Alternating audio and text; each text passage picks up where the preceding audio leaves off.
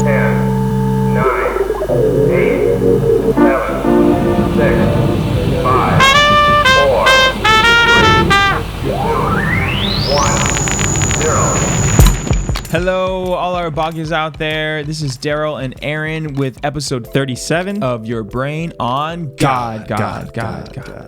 This is episode 1 of our new series on relationships. We are talking about communication, so the power in the words we use in our relationships. We're talking about what we say, and we're talking about when we say it, how we say it, and having the courage to say it in tough situations.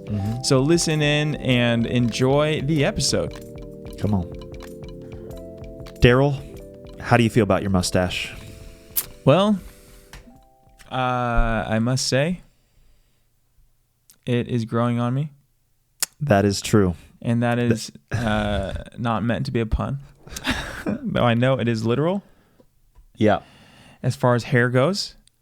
But then also as Thanks far for being as, specific. as far as appearance goes, I am actually not as bothered by it as I thought I would be. Why'd you think you would be bothered by a mustache? You look great. It's just, you look I don't really know, good. The concept of a mustache just never really was appealing to me. The concept of it? Yeah. Like just having hair just on the upper lip area region? Yeah.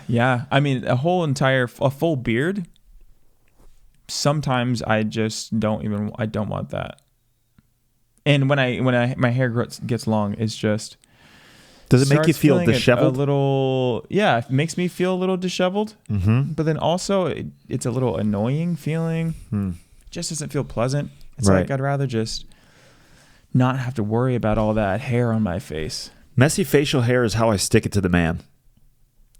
You know? It's like wake up in the morning. You think I'm brushing this thing even? No, not really. It's pretty unkept. Yeah. You know, it's like, I'm going to come in, I'm going to look a little disheveled, and then you're going to value me for my mind. You ever see the philosophers of old? Those guys looked freaking haggled, man. They did not care about their facial hair. No, they didn't care about their facial hair. Einstein wore the same clothes every single day. It's just, it bothers me. Have you seen Einstein's hair? Einstein's hair is inspiring. Yeah, exactly. It's like static electricity in form. I think he took care of his facial hair, though. Oh, anyway. Based on the pictures I've seen. Unless that was just natural. Well, guys, Daryl looks good. Make sure that you're watching this on YouTube. Because I've got a mustache. He's got a mustache, and you got to see this bad boy to believe it. I have come into this day decidedly to have a mustache only for this day. Yes, so that we could be dual pastors with dual mustaches, dual wielding. Pop. Anyway, all right, we got to get into the episode. It's episode 38. 38 of Your Brain on God. And we're in a new series, guys, the relationship series. And we're excited to talk about it. And the first thing we're going to be talking about is communication in relationships. And we got a bunch of scriptures to start us out today. Daryl, why don't you read some scriptures? Can you start with the James one? That long one? The long one? Yes. Yes. James 3, 2 through 12 says this. Indeed, we all make many mistakes. For if we could control our tongue, we would be perfect and could also control ourselves in every other way. We can make a large horse go wherever we want by means of a small bit in its mouth. And a small rudder makes a huge ship turn wherever the pilot chooses to go, even though the winds are strong. In the same way, the tongue is a small thing that makes grand speeches, but a tiny spark can set a great forest on fire. And among all the parts of the body, the tongue is a flame of fire. It is a whole world of wickedness corrupting your entire body. It can set your whole life on fire, for it itself is set on fire by hell itself. People can tame all kinds of animals, birds, reptiles, and fish, but no one can tame the tongue. It is restless and evil, full of deadly poison. Sometimes it praises our Lord and Father, and sometimes it curses those who have been made in the image of God. And so blessing and cursing come pouring out of the same mouth. Surely, my brothers and sisters, this is not right. Does a spring of water bubble out with both fresh water and bitter water? Does a fig tree produce olives or a grapevine produce figs? No. And you can't draw fresh water from a salty spring. Come on now.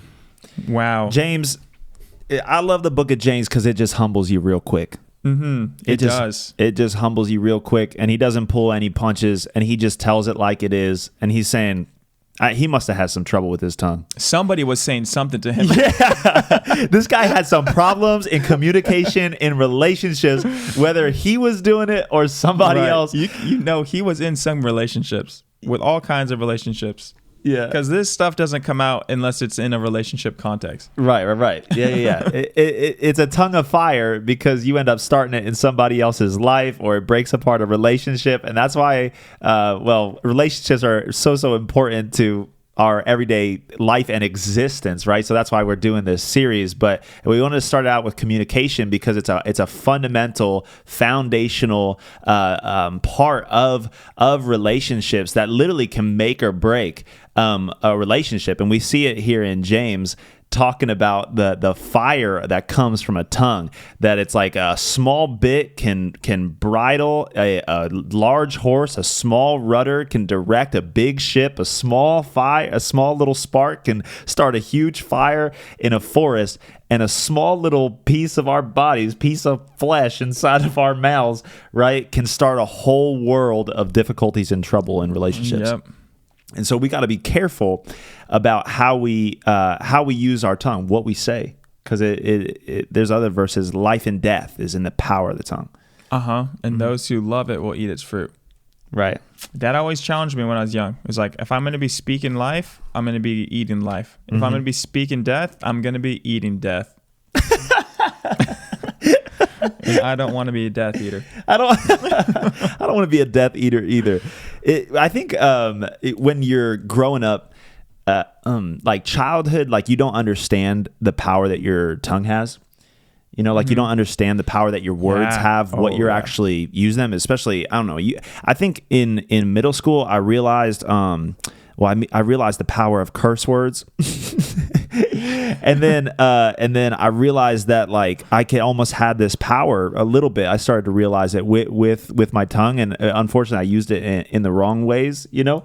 But you don't realize the actual effects of it, you know. You realize that you can influence things and kind of say things to people and cut people down and say things with your mouth to make them feel bad and to kind of put you up.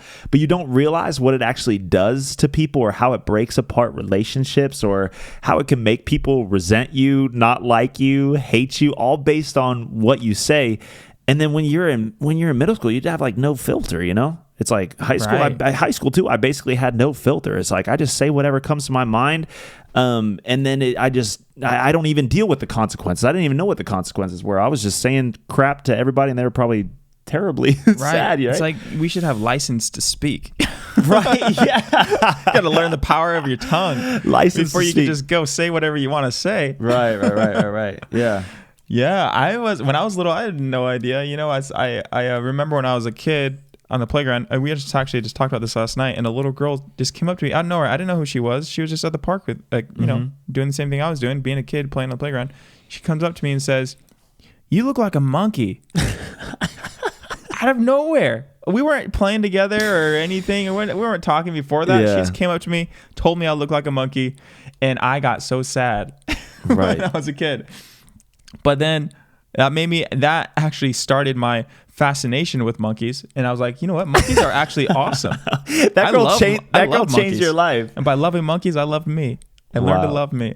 That's amazing. I had the same thing in high school. A girl, it sticks with you. Words stick with you. I remember in second grade, someone called me the A word, and then I went to my teacher and I told my teacher that, and she said that that age old phrase, sticks and stones might break your bones, but words can never hurt me, or whatever, which is not true, because broken bones heal. But some of the words that we've heard from people have lasted with us our entire lives and have created identities in us, and mindsets, and have let us live in lives of undervalue and feelings of worthlessness and shame, all because of a word that somebody said. So that phrase is stupid. But I remember in high school, this girl in high school too. Because I had these. I don't know if I still have them.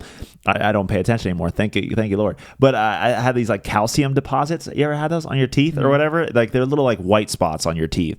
And then she looked at me and she was like looking at me funny. I looked and I said like, what? And she said, those white spots on your teeth make your teeth look so yellow. And I was like, bro, I was like in class, like this is sophomore year of high school. Like I was a late bloomer. So I just went through puberty. And then this pretty girl, she was a pretty girl. She's just telling me how yellow my teeth are. I'm like, no, bro, watch what you say. Right? These words are powerful, and they have lasting they have lasting impacts on us, and they affect the way that we relate and we connect with people, and the way eventually that we can see ourselves, all because of the weight of what we communicate. Right? God's given us this great gift. Obviously, talking about it in the Bible, this thing has power. Right? Yeah. This thing has power, and with great power comes great responsibility. Great responsibility to use our tongues to communicate and to use our voice in ways that are uplifting, that bring value to people, that encourage people rather than put down people, right? Jesus says, out of the abundance of the heart, the mouth speaks, right? And so there's this call to journey in our communication where as we get changed, as we get closer to Jesus, as our hearts get more maybe even lit up with holiness, with goodness, that our communication naturally has to change, right? Yeah. And walking a life fueled by the Spirit of God will naturally have to change the way that we speak, the way that we communicate, how we communicate, when we communicate, how courageous we are when we communicate things, right? All of these different things. So that's why we wanted to dive into this topic. But first, it's important what we say, I think. Yeah, you can't really relate with someone else without communicating in one way or another. You can't relate if you can't communicate. Come on now, Daryl. But I think that I want to take you on a communicate. Sometimes we need to communicate ourselves. These jokes are terrible right now. No, but I was thinking that communication obviously it's huge in relationships, and I think that we think about our communication with other people often, and usually in priority over our priority over the communication with ourselves, like the way that we communicate to ourselves, because I think that it really starts there, because if we can't communicate to ourselves well, then it's going to be a struggle for us to communicate well to other people, because we are going to, like you just said, from the abundance of the heart the mouth speaks. And if we are tearing ourselves down, using the power that we have to tear ourselves down, then it's going to be harder for us to put that in practice to do the opposite with somebody else to build them up. Right. But if we can learn to communicate with ourselves first, we can actually communicate better with other people as well. Yeah, what you speak over yourself is really, really important. Yeah. So what we say is important. Yeah. Yeah. I mean, I think this is something that I grew a love for is, speaking kindly to people, and encouraging people.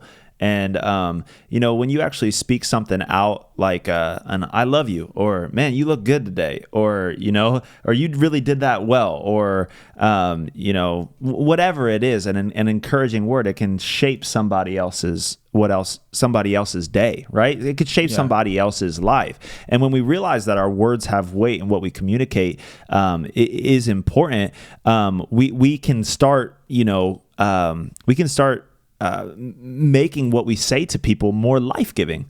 And I think that's a great gift that we have from God, is to be able to give life to people, that power being life and death in the tongue. So let's choose to give life. What we communicate to people is incredibly important. So if I'm encouraging you on your mustache, it might, that could change my mind on my mustache. Yeah, exactly. Maybe that's why it's growing on me, because I've had some compliments today. You have had some compliments because people are seeing you and they're saying, Daryl, you look good. Hey, I like your mustache. Right.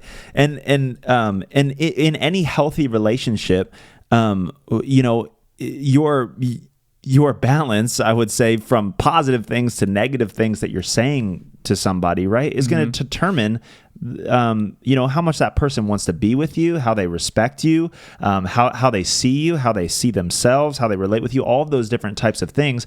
And in friendships, in romantic relationships, we have to watch what we say, because what we say can impact somebody incredibly. And so my goal in what I communicate is always to speak more love than anything. Yeah. Right. To speak love and to do it regularly, and a lot of us were kind of maybe bent towards the negative side, towards seeing people and seeing relationships towards the negative or the problems or the correction. But I always want to speak more life and encouragement than I do correction and disappointment and struggle and problems that I have with you. Right. Yeah, absolutely. And like you said, in any relationship, it's not just in marriages or in dating, it's with friendships, with siblings, even the relationship with, parent-child relationships. The words that we choose to use really do add life to that relationship, or it brings death to that relationship. And I think that sometimes we treat our words carelessly in certain contexts, because we think, oh, it's fine, they're family, or it's fine, we're friends. But then there's always like a little sting that happens. It's like that trying to have fresh water from a salty spring. It's like there's a little bit of salt in there, and I don't know if I actually want to drink that. But there's we have to be intentional with the words that we choose to use. I remember I was really quiet a lot growing up because I saw words being used in a destructive way. Usually when I saw people communicating passionately, it was in anger, Right. And so I learned to be quiet, and I kind of just listened more. But this proverb, Proverbs 17:27, I remember reading this when I was a teenager and thinking, I need to try to control my words, be aware of what I'm saying. But it says, a truly wise person uses few words. A person with understanding is even-tempered. And using few words, I think it creates space for healthy communication to happen. Because then we're more intentional about the words we're going to say. We're not just going to say whatever comes to our mind necessarily, but at least be aware of what we're saying and practice slowing down to say what we want and to actually create space to listen as well. Right. But yeah, when I communicate, I'm hoping to always be building the relationships that I'm in. I don't really even like teasing people. It's like being in the habit of like teasing people and tearing people down for fun was like always kind of weird to me. Yeah. And it's hard for me to even jokingly talk down to somebody, because it's like, oh, I just don't want that. I don't want to be in the practice of doing that. I want to be in the practice of building people up and encouraging people. Yeah. And that was like growing up. That was just the normal thing that you do. It's like that's what we do. We just roast each other all day, and it's kind of like this in this joking manner. But then there's like this subtle hint of like, it doesn't feel like the full fresh spring. You know what I mean? Right, like, yeah. It's maybe not the full salt water, but it's like kind of like salty fresh water, which makes it salt water, and it still, it brings this sting. And I think, some of us hold on to that because like, I guess a lot of humor is like kind of either self-degradation or kind of burning people, roasting people. There's entire shows built on like roasting other people with our words and bringing people down. And we love that kind of stuff because we love seeing people get burned and kind of like, and we love people that are really witty and can use their words, right, to kind of tear through maybe even arguments or tear through people or destroy people. Like there's almost like this, like stick it to them with their words. And I think there's like this sense of desire in us for that because of the power. I think we know that there's power in there, and then also what we speak shows that passion, that heart, and that intellect in what they're saying. You know what I mean? So we kind of appreciate that, and kind of even in like say not just a high school setting, but in any setting, we value those people as like, oh, they're like top dog because of how they orate, because of how they use their words, because of how they communicate, even if what they communicate is death 90% of the time, right? Yeah, no, that's true. And so, like, I think it is important that we make that shift and know that there's actually more life, even though there's that draw to maybe make fun of people or use our words to tear people down. Especially as I've grown in my communication, it's actually funny, and I hope not to sound like prideful in this or something like that, but as I've been because I've been communicating now for the past three years professionally, you know what I mean? Right, So yeah. so it's like it's been like my role, as well as writing, and I've been a songwriter for a while, and then sometimes I'll have these moments where I realize like I'm pretty good with my words, and I could just manipulate the crap out of people. Or there's like a way that I could use my words where it's like I could totally and I could shift around, and like I'm growing in kind of my wit and how I use them and how they go, and understanding people quicker. So I literally sometimes I'll have thoughts that are just like I could totally just tear you down in this moment, and I have to be like I really could just say the most beautiful phrases and make you think something. I realize the power of what I'm saying, and it's almost like it's a scary thought for me. I have to allow it to be a sobering thought to say, God, help me use it in the right way, because I know that these are important, and I don't want to use these things. But I find those things as I get better and better at communicating, that I could really mess some things up with these things. James 3, that passage that we read at the beginning, the verse before it, I think, is talking about not many people should be teachers. Right. Because of that. It's like not everybody should try to be a teacher, because what we say matters. Yeah. And there's an accountability to that, and there's a danger to that. And yeah, no, that's so true. But I want to go back to, and maybe we'll go into when we say it, because you brought up the listening aspect, because just as important in communication and relationships as what we say is what we don't say. What we refrain from saying, and often that's a huge part of communication, because communication is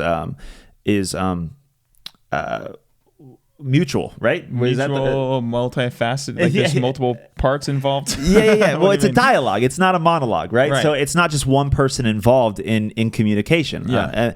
And so when you're communicating to somebody else, the natural thing is the natural next step is to learn actually how to listen and know when not to speak.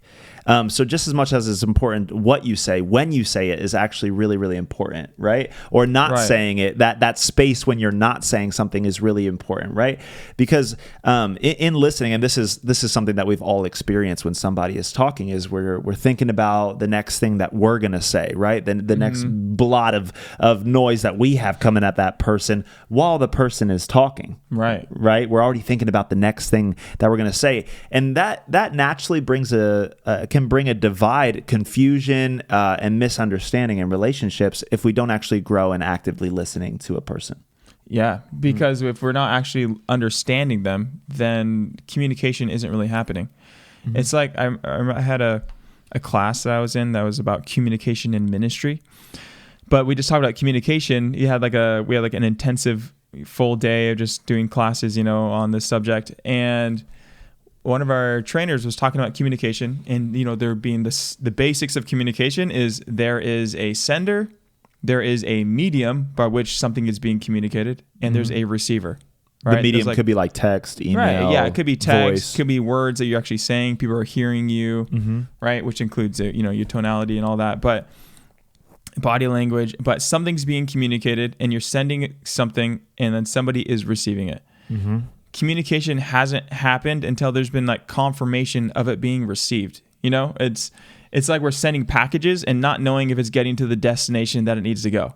But we just keep sending out packages because that's what we want to send out packages, and that's all we know about communication is I'm going to send out the package I want to be sent out. I don't know if it's going to go to where I actually wanted it to go or not. But listening is the way that we confirm, hey, did this person actually understand what I was saying?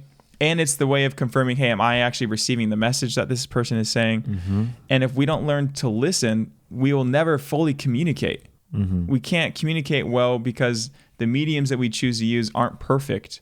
And we've talked about this a little bit in the past, but words don't communicate things perfectly. It's like I'm not going to transfer from what's inside of me to get to you in a perfect way. I'm going to say something to you, and you may or may not actually get what I was wanting you to get. And I won't know that unless I'm hearing the way that you're responding, or if you let me know, hey, this is what it sounds like you're saying. Are you saying this? And that is what actually allows us to know that we're communicating well, is the two parts, recognizing the multiple parts of communication. Yeah. It's kind of interesting too, because it's what makes this podcast kind of interesting is I'm talking to Daryl right now, but then we're also talking to you guys, and then we're trying to listen to each other, but we're also trying to convey information. And so active listening is like, you know what I mean? It can get difficult based on all of the different mediums that we're trying to use, right? Because we're trying to create something beautiful for you guys, meanwhile listening to each other, but also having our own thoughts about something. And then we always have those moments in podcasting where like someone's saying something and you're like, I don't know if I have something to respond to. Like, this what with, do I say next? Yeah, exactly. Like, what do I say next? How do we move on to the next point, right? Which can keep me from the present moment of actually hearing what you're going to say. Totally. Which will actually, when I do that, when I'm fully present in the moment and listening to you, it actually allows me to have a better response towards what you're saying. Yeah. Right. And I think that's the goal of healthy communication, is to fully hear that person so that you can respond with what to say in a gracious way, in a loving way, in a kind way, an encouraging way. And then it makes that person feel known when you actively listen. Yeah. And I think it's important that we talked about this, like actively listen, like what it actually looks like, to actively listen. I think a big part of actively listening in communication is seeing the person beyond the words that they're saying. Yeah. Right. And so, I think it's one, you have to be present with that person and actually quiet yourself, kind of move away from the temptation to think about the next thought while they're talking, right? And then see the intention behind the words that they're saying.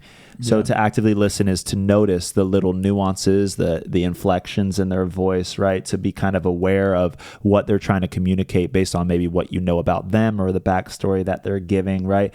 And then also to ask clarifying questions, right? And clarifying questions like, what did you mean by it? Or to repeat what they're saying, right? To say like, are you saying ... right? You can repeat that type of saying, and then I can kind of get your heart. And then also in active listening, for me, I have to kind of not push aside, but not allow my own emotions to control me as well, because I might have a certain emotional attachment towards what you're saying, like a response, a natural, what they're saying, a natural response that makes the tongue flutter. You know what I mean? That wants to speak into something, or what I think you're saying is wrong or kind of off or something like that, and I want to correct it. I want to jump into it, right? So kind of, it's just like the same thing that we've talked about in doing with us. We kind of have to move, let go of judgment, right? And just be observers and listeners of what that person is saying without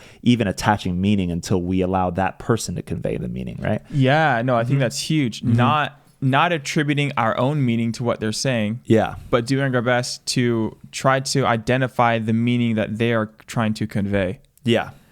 Proverbs 18:2 says, "Fools have no interest in understanding. They only want to air their own opinions." Yeah.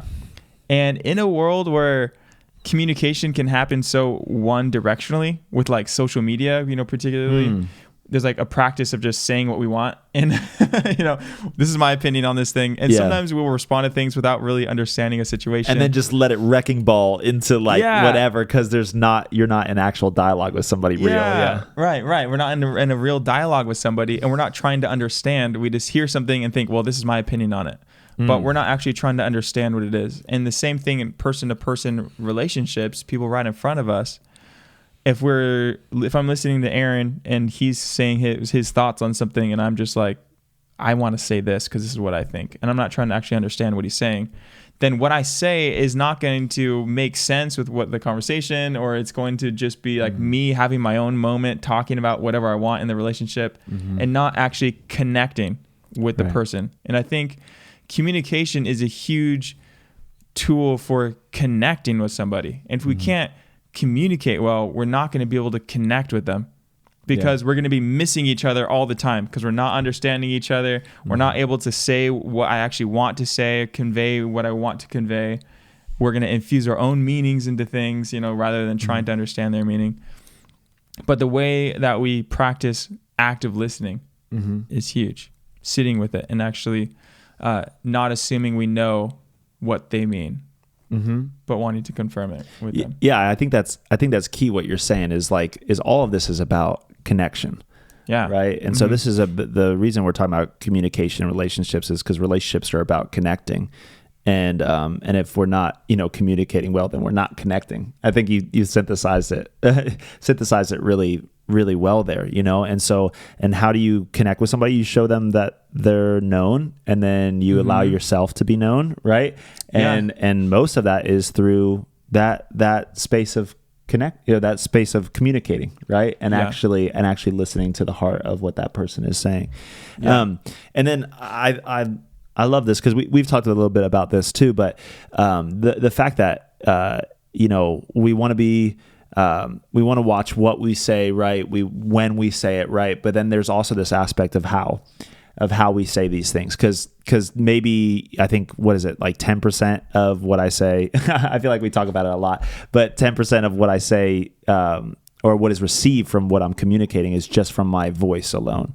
Right? Just from the words, the specific words, not tonality, not just your voice, but just specifically the words you choose to speak. Yeah. And that number has been debated, but I think it is clear that the words you choose are not the main thing that communicates. It's like there's a lot more going on than just the words. Yeah. And communication, like talking about, those types of mediums, obviously it's not just the words you choose, because if you say you get a text and all you have to go on is the words, right? People go crazy based on texts that they receive from different people because it does limit communication down to a text. Right. And so you're seeing this text and you're seeing these words and you're thinking somebody means something completely different. You don't know if they said it in a sarcastic tone. You don't know if they said it in a joking tone, if they said it in a loving tone, and you can interpret that text through whatever insecurity of the day that you're going through. Right.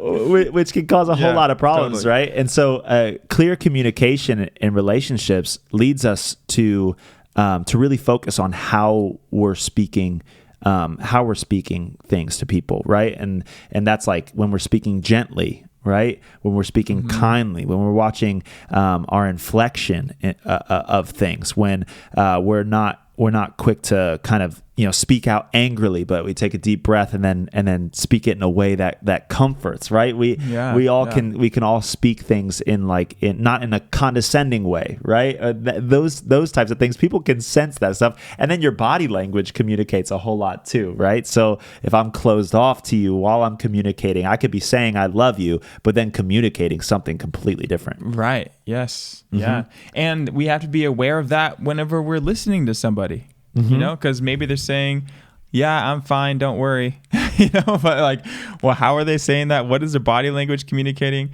And are we actually understanding them? And that just brings me back to that thought of, who was it? St. Patrick of Assisi that said that, let me seek to understand before being understood is one of the things that he would pray. May I always seek to understand before seeking to be understood. And to really understand and to even convey ourselves to try to be understood, we need to be aware of all the different ways that we're communicating something with the tonality, body language. And part of that means being aware of how we feel as we are communicating. Because if I'm angry while I'm communicating and I'm trying to not show the anger, or if I'm not aware that I'm angry, I'm probably going to communicate in a way that's saying I'm angry. Or saying, communicating in a way that's harsh or a way that is aggressive. And maybe I'm not trying to, but it's coming out that way because I feel this certain thing inside of me. Something I love about Brittany, my wife, and really appreciate about her is her awareness whenever she's communicating something. Like if there's times when she'll be communicating something and then she'll realize she's stressed and that's affecting the way she's communicating. Yeah. Right. And then her recognizing that and acknowledging that, she'll even communicate it. Hey, I'm sorry if I'm communicating like this. I'm just stressed right now. And that is like, oh, it takes this weight off, this tension that was there. Maybe I'm like, what's going on? And being able to communicate and being aware of ourselves as we communicate helps that communication happen in a more effective way. Yeah. Because now the person has a better chance of understanding us, right? Or if we understand, this person's really hurt, right? Having a conversation with somebody and them being very defensive and lashing out. And instead of me taking offense to it or thinking it's a personal thing, having a lens of trying to understand where they're coming from. Yeah. Right. And recognizing, oh, this isn't about me or the situation even. They're hurt about something. And then lo and behold, go into conversation, ask some questions, find out that there's a lot of pain. Right. Right. But being aware of the pain that's inside of us or whatever is inside of us, whatever we're feeling as we communicate, will help us communicate more effectively. Yeah, and it allows us to give grace to people when they do communicate, maybe kind of like, hey, what's going on, you know? Right. And if we are just basing it on like the words or how they affect us without seeing the person or knowing, hey, the way that somebody is communicating or, you know what I mean, is a lot more important than the words that we're saying. That allows us to see people and then have grace for people when they are there. So then if your wife does come to you and she says something that's kind of like maybe, you know, off-putting or something like that, you know, you can, what's going on, you know, like, and then it allows you to be inquisitive into what's actually going on in her heart to where she can be like, I'm stressed, you know, like, and then when that allows connection to form because now you're knowing her, now you're seeing her, now there's actually an open space for vulnerability and communication about something that's actually going on in her.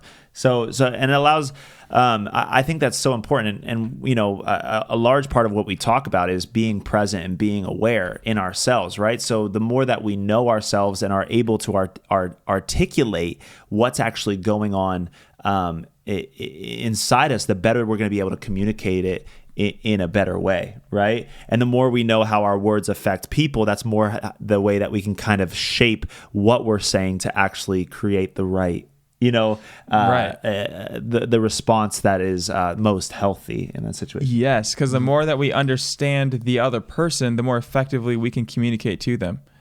Because there's some people where you use certain words, use certain tones, they'll take it a certain way, and you're like, hey, I need to be intentional with the words that I use, or you know, because of the context that I'm in, or the context that we're in, or you know, the differences in our upbringings and cultures or whatever.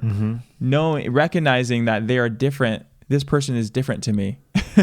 You know, it's like, I'm not going to assume that they know exactly what I'm trying to say. I need to be aware of where they're coming from so I can communicate to them. And the same thing when I'm listening. I'm not going to assume that they are going to be coming from the same place that I would be coming from. I need to try to understand where they are coming from so that way I can understand them. Okay, say that one more time. I need to understand where they're coming from. I need to understand where they are coming from so that way when they communicate, I can understand what they mean. Right. Rather than thinking they're coming from the same place that I'm coming from. Right. Because then they might say something and I'm going to interpret it the way that I would have said that. Right. And maybe that's not accurate. That's not even the appropriate thing to do. Because they are their own person. I am my own person. And I need to recognize that and try to understand them before I try to attribute my own meaning to what they say. Yeah, exactly. And that comes with, I think that comes with a lot of patience, which we don't often have in our world right now for communication, right? Because it's like text is, you know, I mean, sound bites and text and all of this quick information that's coming out. You can assume and attach a lot of meaning to the words that people say without having any relationship with them or having any patience to actually get to know them or actually to know them as a human. And I think that is the problem with social media, is it creates this distance from the actual human, from actually knowing how they operate or what they actually think, right? So then we can attach our own meanings. But when you get in an actual relationship and you know somebody, you know that, I mean, 90% of what I would say, maybe not that much, right? But it is coming from like, you know, I'm either crazy or, you know, something's going on inside my heart. It's like not everything that I say even shows the fullness of who I am, right? Yeah. And so I have to be able to go on a journey of actually understanding somebody. If I want to have a healthy relationship and healthy communication, I actually have to go on a journey and have patience with somebody to kind of figure and sift that kind of stuff out. And that stuff's painful.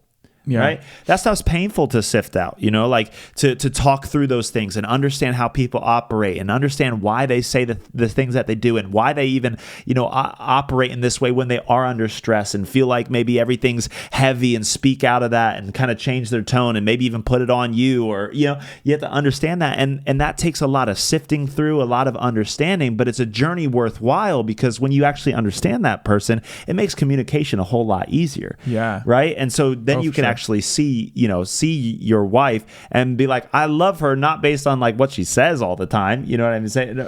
You know what I'm saying? You know what I'm saying? That wasn't the right way to put it. But I know, and I love my wife, and I can see her in the midst of that, even when she speaks out of stress. And I would hope the same. I'm sure you hope the same for her, that she sees you when you're tired and you're saying few words, or you like speak maybe out of turn, that it's coming from a place, and she can see you in that place as well. That breeds connection. Yes, absolutely.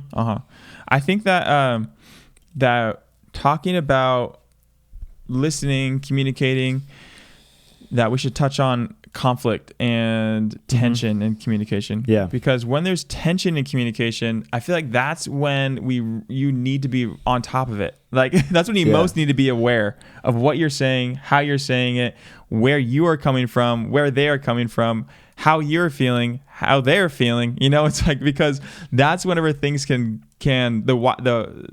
spark can cause the whole forest to catch on fire. Right.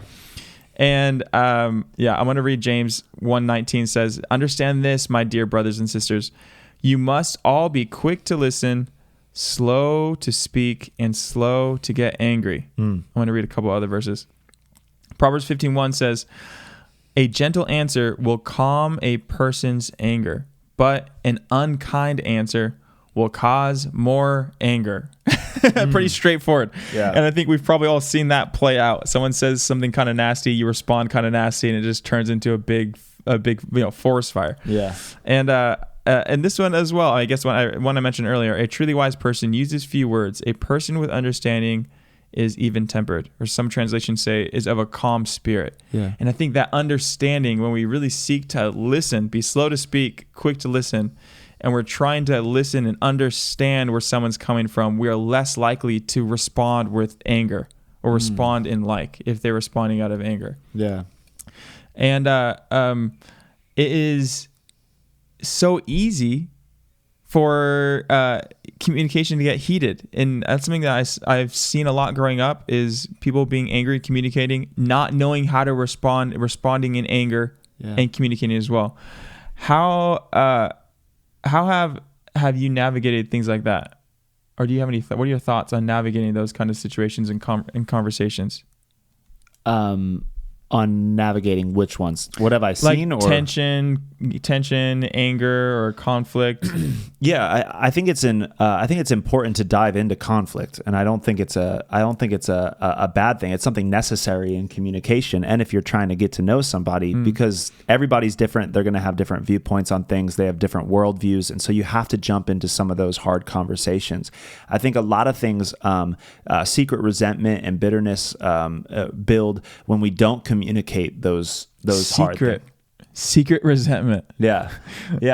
Where it's like that stuff builds because you're not actually communicating it and acting like everything is all right. And I think that's it's a big thing for kids to see how their parents speak to each other, but it also communicates something when parents don't talk about things and don't resolve conflict. Right. Yeah, and so I've seen both, in my parents' relationship, right? I've heard like the arguments and the anger and the heated stuff. And then eventually, some couples say like the marriage was over when we stopped fighting.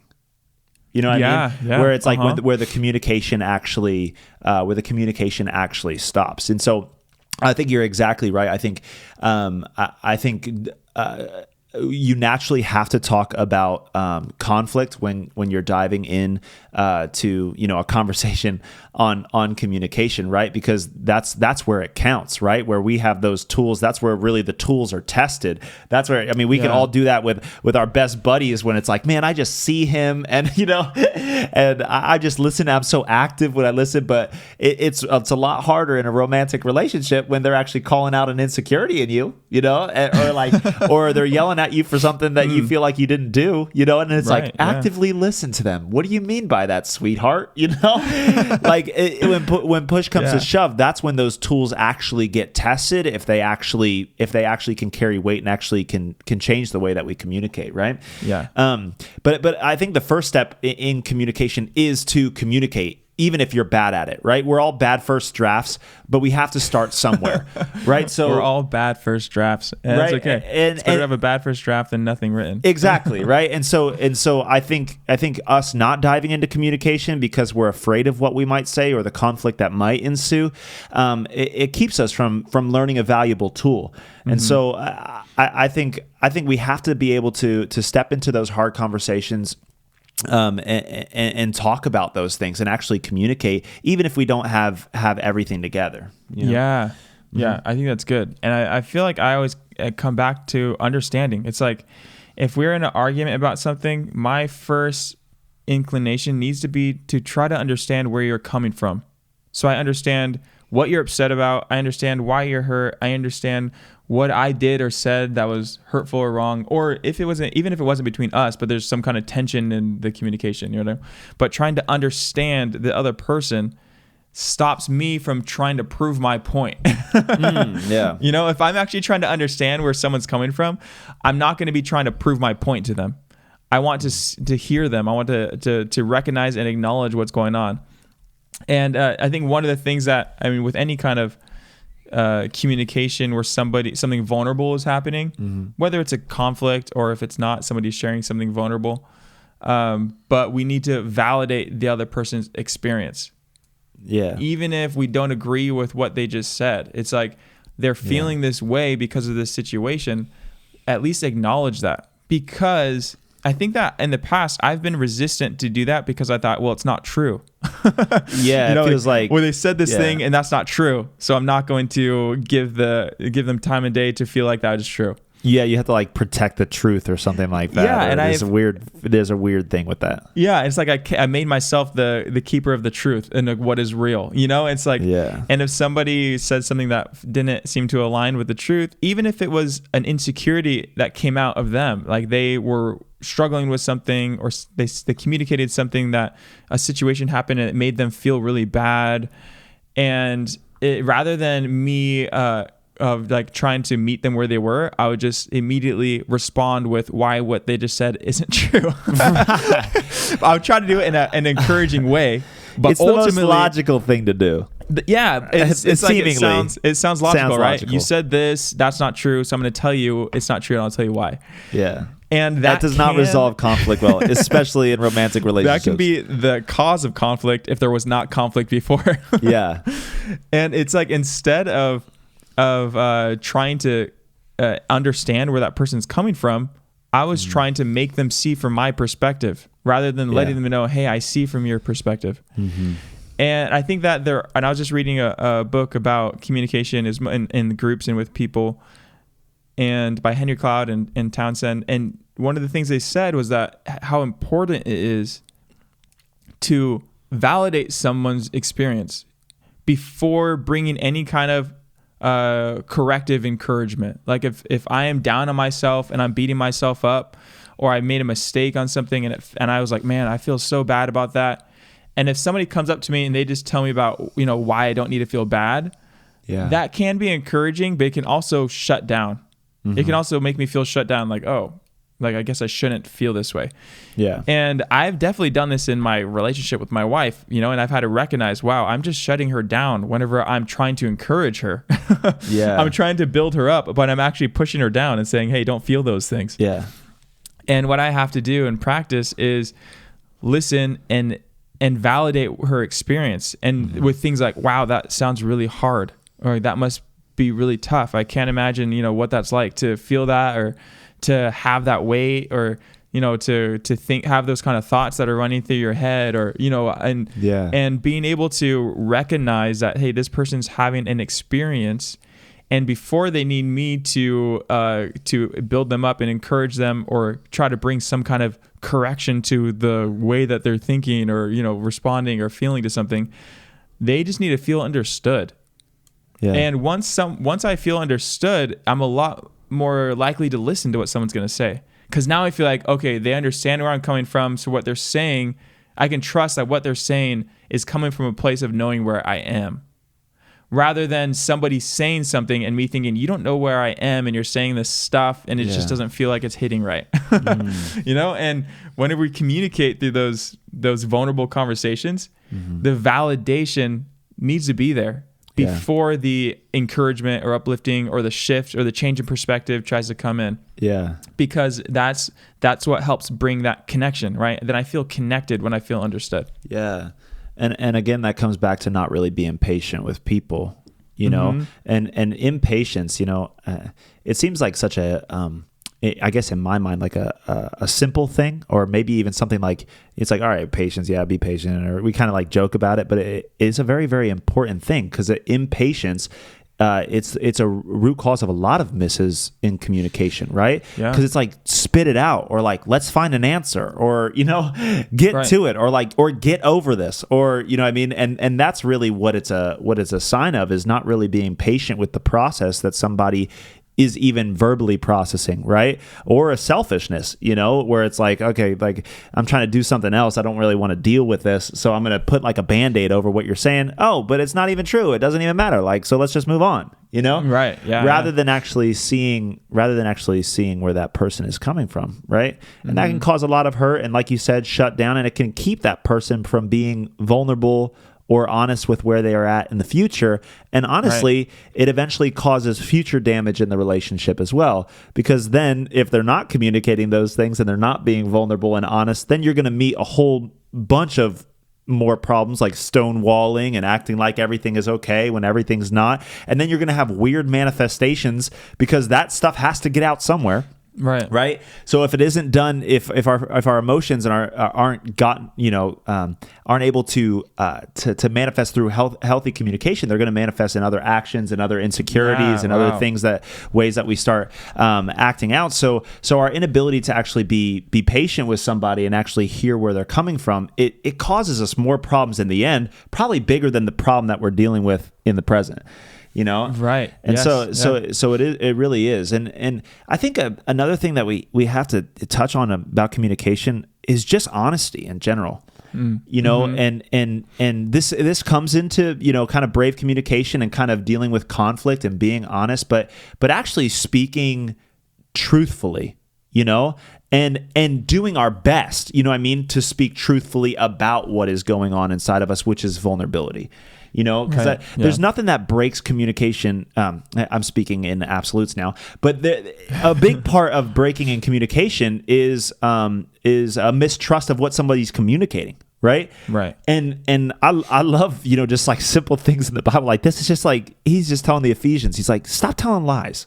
You know, straight up. Yeah, like just straight up, like stop telling lies. Like don't lie to one another. You guys are brothers and sisters. Like you guys have to bear each other's burdens. You know, you guys are doing this life together. Don't be lying to each other, right? Because it doesn't breed a trust where healthy communication can happen, right? So if we're lying about what we're doing, how we're feeling, you know, all that kind of stuff, people aren't going to want to talk to us because they don't actually trust that what we're saying is true, right? And so you're not going to have healthy relationships naturally if you're lying to people, you know? Right. And so I think speaking the truth it is really important, and that takes a lot of humility as well, right? So you see how communication, it's not just about communication, but it ties into all of these virtues as well, right? Healthy communication ties into all these virtues, because you have to humble yourself to actually be honest and then put the truth out there, even though that truth hurts or is a little open, or kind of is like even revealing of you or revealing of that other person, kind of throwing it out there and seeing where it goes. And you know, so that takes courage, that takes humility, that takes patience with a person, you know. And I think my goal in communication is that nothing's off limits to us, you know what I mean? Like, I mean,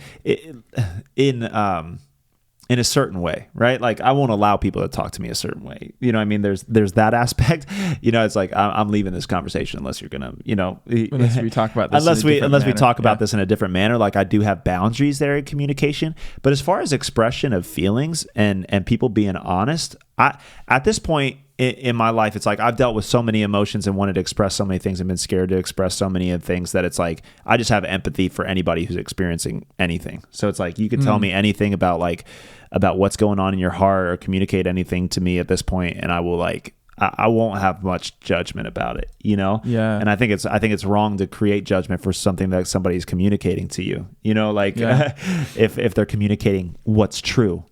You know, and if they're communicating what's true or what's been their actual experience, I can't judge that and make that about me. Like I have to allow space for that honesty to happen, you know? Yeah, yeah.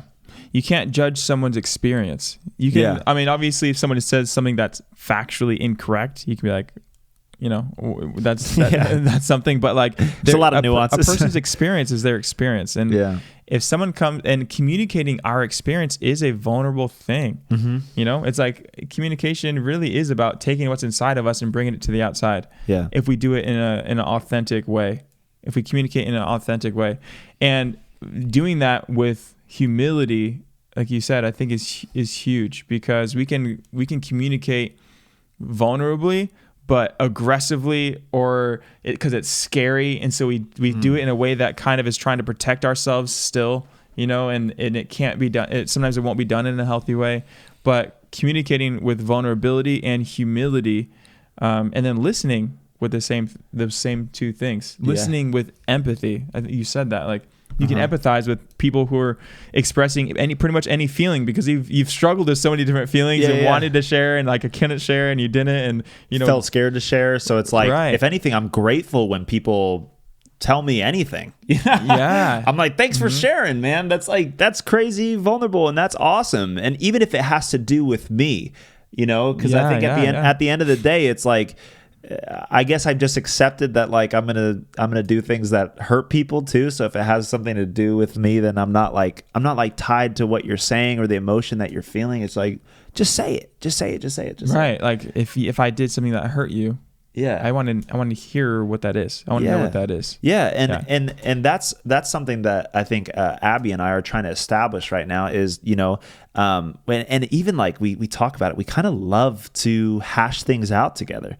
You know, and we do it in a way that might even look angry to the outsiders or something like that. But I think we're both very passionate people, and we speak about things. And then if there is anything that goes over the limit, we talk about that, you know. But for the most part, like we're opening up our communication to the point where it's not off limits. Like we can express our feelings and express things that hurt us, and that you know think deeper things inside of us, or even worldviews on things, ideas about things, and we could do it passionately and just even blatantly disagree about things, but then we just see each other. You know, right? We see each other. We see each other through those things, and I think our relationship is getting healthier and healthier because of it. Because you're having these real conversations, and if you're not having these conversations, then you're not. Naturally, if you're doing communication right, there's going to be a clashing. Yeah, like, you know, because you're different people. You're not always going to have the same exact thoughts. So there's gonna be tension in communication. Like you're not communicating probably right if you're just like always like, oh, that was awesome. You know what I mean? Like I had zero tension in my heart talking about that. You know, like if you're talking about anything with weight, there's naturally going to be tension and ideas and differences of opinions and a clashing and even like those thoughts. Like, how could you think that? You know what I mean? And things like that. And you have to work through those things. But with some of these tools that we're talking about, you can actually do it healthily, and actually at the end, you know, leave that place with a deeper connection and a deeper relationship than you had before the conversation, right? Yeah. I think another important tool sometimes like you can leave a conversation and then come back to it based on if it's like a really tense conversation. But I think something for me is like I don't want to stop until we're like good, you know, and that's a big thing. And I think, you know, the Bible talks about that too. It's like, don't let the sun set on your anger. Yeah. You know? And so it's like, it's almost like hash those things out before you let the next sun come up. You know, like don't wait to reconcile. Don't wait to communicate. Don't wait to reestablish connection, you know? And I think even those pauses in communication can cause a lot, even more conflict, not dealing with it or being afraid to deal with it and kind of washing over. We'll talk about it next week or something like that. But then like living with the disconnection because that communication isn't happening. I think that's also in relationship a big tool, especially when conflict comes up, is to resolve it in the moment. And like, you know, I'm sorry, Abby, but you know, last night I was like, Abby, I'm not letting you go home till we get connect. You know, like, you know, I'm not gonna until we communicate, until we connect. Like, I just, I can't do that because then we're going to sleep and we're feeling disconnected, or we're like, why did she say that? Or why did he say that? Or we didn't talk about that. You know, it's like we're gonna talk about it all, even if we tired. You know, we're gonna talk about it all so that we reconnect, so that we leave with love. You know. Yeah. Yeah, that's good. That's really good. Also, passive aggression. Oh. Yeah, I can't do that, man. No. Yeah, passive aggression. And passive aggression, I mean, it is the not inability, but the refusal to communicate what you're really feeling. Yes. It's the refusal to communicate honestly and authentically. Yeah. And so instead it's coming out passively. It's not a direct communication. It's coming out indirect, all this sideways, you know, energy, and it's not, it's never helpful. No. Sarcasm is like a way to hide and be passively aggressive. You know what I mean? Saying things that are the opposite of what you really feel, and that's how you're saying what you really feel. Like jokes and stuff like that, all that kind of stuff can suppress like things that are really feeling, and it doesn't lead to healthy communication. You know? Yeah. I think it naturally is like, it's deceptive, you know what I mean? And it's like, it is humorous. Like, I actually love sarcasm, you know, but it has to really be done in the right context. And when you have like really right relationship, you got to be really, really careful with it, because literally the nature of it is deceptive, right? You're saying something and meaning something else. Right. And so there's naturally going to be a breach in communication if there's passive aggression and sarcasm, you know, and then it's really bad because then it's like, I communicated that to you, right? And then you're even mad that somebody didn't hear your passive aggression or your sarcasm. And it's like, I can't interpret that all the time, because sometimes you're actually being sarcastic and you don't mean it, and then sometimes you actually mean it, right? You know, so that is like, it's just something, especially in romantic relationships, I stay away from completely. Like, I can't do passive aggression. If there's actually something going on, I'm not going to be sarcastic unless we're actually in a playful, joking mood. Right. I was just thinking that. It's like sarcasm should never be used in a place of anger or hurt. You should never be sarcastic while you're hurt. No. To any degree. It's like, even if you're hurt a little bit and you say this sarcastic remark because it kind of stung something that someone did or said, never use sarcasm whenever you're hurt. Yeah. You know, even if you use it because it's, you know, as a joking and playful, when there's no kind of emotional attachment involved, and you know, then, you know, I don't know how, I don't use sarcasm very much, but I feel like when it's done in a place of hurt, it's just so bad. Yeah, it doesn't work out. It is, and I think I have been passive aggressive in the past for sure, and I think the times that I've been passive aggressive, I know. Is because it's scary to communicate. Yes. You know, and and this is me like trying to using my understanding of myself to try to understand other people who communicate passive aggressively, is that it can be scary to communicate directly. Yeah. You know, and very clearly, like, hey, this hurt me, and when you did this and you said this, I felt like this. Yeah. And instead of doing that and bringing it out in the open, we find ways to try to communicate it, you know, but we're kind of scared to communicate it, so we do it a different way, and it feels safer to do it like this. And we think that that's getting the message across, but really it's convoluted and it's just indirect and painful. And if we can really learn to practice vulnerable, honest communication in conflict or not in conflict, that will build connection. Yeah. It'll rebuild connection. It establishes connection. Because I can't know what's going on inside of somebody unless they do something to communicate it. And the more clearly that we can communicate it, the more effective that is going to be. Yeah. And I think it helps to do that when you have the courage to speak out and know, like, you're responsible for your part in communication, but you're not responsible for how the person responds. Yes, I'm glad you said that, because that is huge. Yeah. So it's like you can throw it out there, and I can control the way that I say it, and I can examine the motive in which why I say it, and all of those different kinds of things, and I can come with all of these things aligned, and I could say something to somebody that's super honest, and then they could get offended, and that's not on me.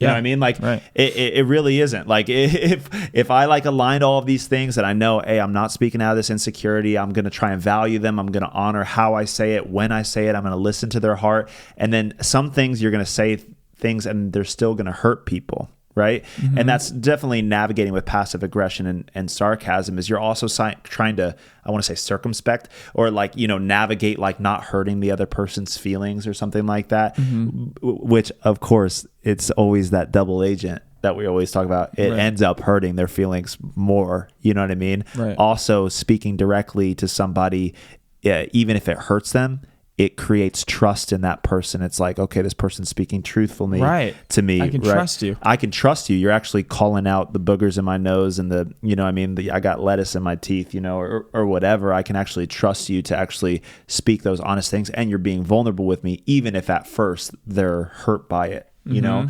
And so, but with that said, I think there's that courage I think that courage comes when we realize that we're not responsible for the other person's response to us, right? And so that gives me courage to speak more honestly, because I know I can throw this out there, and then if I had my ducks in a row, right? It's like I allow it to do what it does at that point, because whatever the soil is there, that's what plant's going to come up, And it's like, well, at least I did everything to water my side of it, Yeah. And then we can talk about that, So we could talk about that and try and work through that and try and figure that out. But that's really important too. Yeah. And and what you just said, it's not an excuse to just say it however you want to say it. It's like, because I recognize the other person's responsible for their response. Yeah. That idea, like, if you're offended, that's your problem. No. That's not what that's we're saying. That's not good either. That's not what we're saying. Yeah. We still need to do our part to communicate in a healthy way. Yeah. What is it, like, facts don't care about your feelings, truth doesn't care about your feelings, like stuff like that. It's like, well, the way that you communicate things is important. You know what I mean? So if you're bashing somebody, like, even if you got the facts, I don't care. Like, you just broke apart a relationship. Good on you. You're a dummy. So there is an aspect of that too. Yeah. Don't just say whatever you want, but also know that you're not responsible. So yeah, just take responsibility for your side of the communication. Mm-hmm. Do it in a loving way. Best way you can. Know that. Yeah. So anyway, we hope that you guys I hope you guys will enjoy this series and enjoy this episode on communication. Encourage you to think about even what comes out of your mouth. Which is an important start, right?